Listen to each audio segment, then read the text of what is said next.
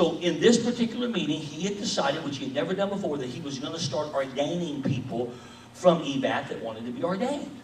So the first people were going to be ordained. And so when they began to ordain them, some people began to prophesy. And I've been around, you know, whatever. I've been around the block a few times. All of a sudden, these people are prophesying. And let me tell you something. There was no atmosphere change. It was just good, nice words. Right words. But nothing happening. Everybody just giving their prophetic word. I'm not being critical. I'm just saying that's what was happening. And all of a sudden, I felt this thing rise up on the inside of me. And when I prophesied, the atmosphere suddenly changed. I knew it. Everybody knew it. The glory of God literally settled in the room. And I thought, when it happened, I thought, wow, this is kind of awesome. Here I am among really some big name people, and my word changed the atmosphere. I knew it had. I'm not bragging or anything. I'm just telling you because the point of the story. So I go back that night. I was actually teaching another class at a work that we had going. And I began to tell them. And I told them, I said, you know, I was in this situation today. And I told a story. Well, there was a woman there that was my best fan until I did things she didn't like. When I knew the potential was there the day I met her. And I told Mary when it started, see, I had a dream. In the dream, 2 months before this started happening, I saw her with a stack of paper that were accusations against me. And I woke up and I told Mary, I said, we better get ready, it's coming. And sure enough, 2 months later, she has her stack of papers and she calls Dr. Peter Wagner and she says, I need to meet with you as Robert's accountability because he's not doing right. I don't like what he's doing. He's messing up, blah, blah, blah, blah, whatever.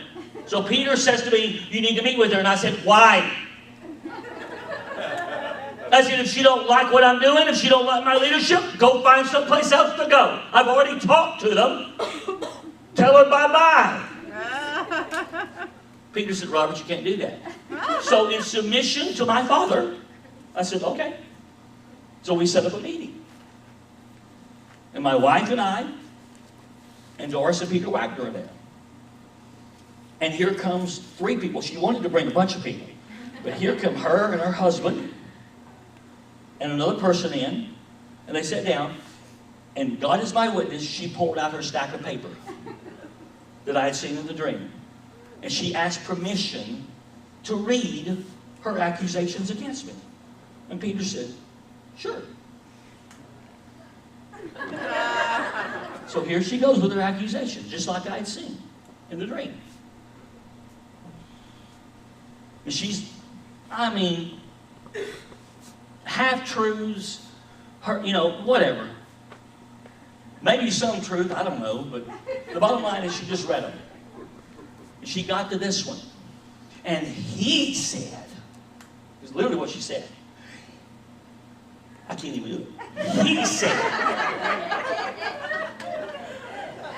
that when he prophesied, the glory of God came into the room. And I couldn't believe she was actually saying that. And so Dr. Wagner sat there, listened to it, and he looked at her and he said, and it did. Just like that. And it did. She had no answer. No answer whatsoever. Because Dr. Wagner had recognized the same thing that everybody else in the room had recognized. That the atmosphere changed.